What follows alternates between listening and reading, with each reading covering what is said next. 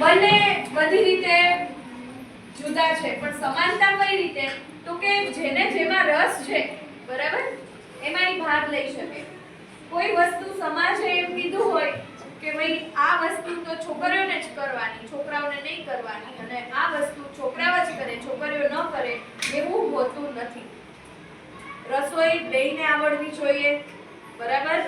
Mummy રસોઈ કરે છે, બરાબર, સમાજમાં સગવડતાના ભાગરૂપે મમ્મી રસોઈ કરે છે, પણ પપ્પાને રસોઈ નહીં કરવાની એવું નહીં. ક્યારેક જરૂર પડે તો એને પણ રસોઈ આવડતી હોય તો એ એના સહભાગી થઈ શકે. ક્યારેક આપણે મદદરૂપ થઈ શકીએ ને આપણા ઘરના સભ્યોને.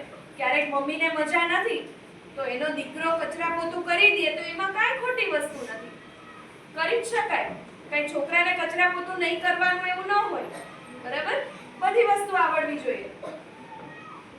ક્યારેક અચાનક જરૂર પડી, કોઈ બીમાર પડ્યું તો છોકરી ગાડી લઈને હોસ્પિટલે લઈ જાય મા બાપને, તો એ સારી બાબત છે.